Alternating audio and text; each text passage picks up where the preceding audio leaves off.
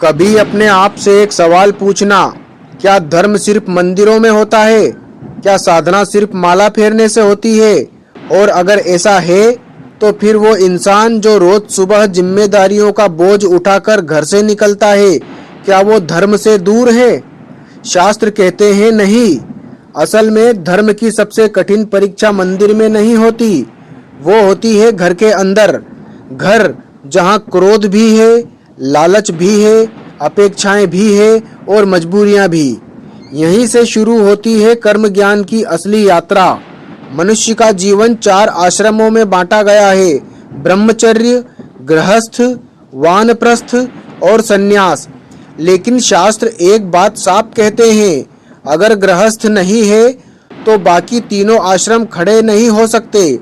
मनुस्मृति में एक बहुत गहरी बात कही गई है, जैसे नदियां समुद्र पर निर्भर होती है, वैसे ही ब्रह्मचारी, वानप्रस्थ और सन्यासी गृहस्थ पर निर्भर होते हैं। सोचो, अगर कोई कमाए नहीं तो दान कहाँ से आएगा? अगर कोई परिवार न चलाए तो समाज कैसे चलेगा?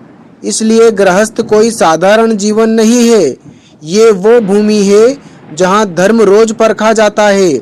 महाभारत के शांति पर्व में एक वाक्य आता है, जो व्यक्ति परिवार के बीच रहकर धर्म का आचरण करता है वही असली तपस्वी है।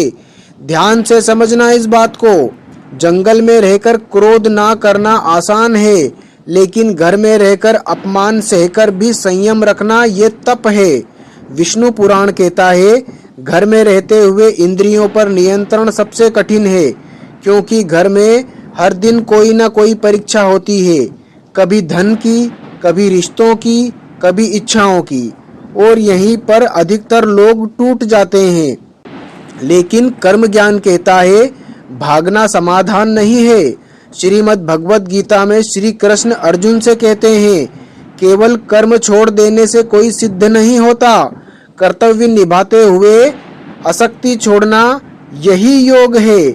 मतलब साफ है, न घर छोड़ो न जिम्मेदारी छोड़ो, बस अहंकार छोड़ो। गरुड़ पुराण में कहा गया है, कर्म का फल कर्म से नहीं भावना से जुड़ा होता है। एक ही काम कोई लोभ से करे तो बंधन बनता है, और वही काम कर्तव्य समझकर करे तो मुक्ति का मार्ग बन जाता है। अब अपने जीवन को देखो, तुम सुबह उठते हो, काम पर जाते हो, थकते हो, फिर भी परिवार के लिए खड़े रहते हो।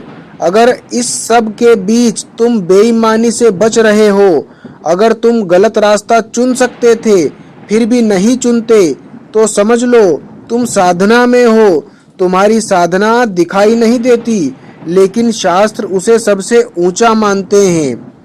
कर्म ज्ञान यही सिखाता है, धर्म का मतलब संसार छोड़ना नहीं, धर्म का मतलब है संसार में रहकर अपने कर्तव्यों को शुद्ध रखना। हर कोई माला फेर सकता है, लेकिन हर कोई घर चला कर भी ईमानदार नहीं रह सकता। इसलिए खुद को कमजोर मत समझो। अगर तुम गृहस्थ हो तो तुम आसान रास्ते पर नहीं हो, तुम उस मार्ग पर हो जहाँ हर दिन धर्म की अग्नि परीक्षा होती है। और अगर तुम अब भी सही और गलत के बीच सही को चुन रहे हो, तो याद रखना, कर्म ज्ञान के अनुसार तुम केवल जीवन जी नहीं रहे, तुम धर्म को जी रहे हो, और यही असली सत्य है। ओम नमो भगवते वासुदेवाय।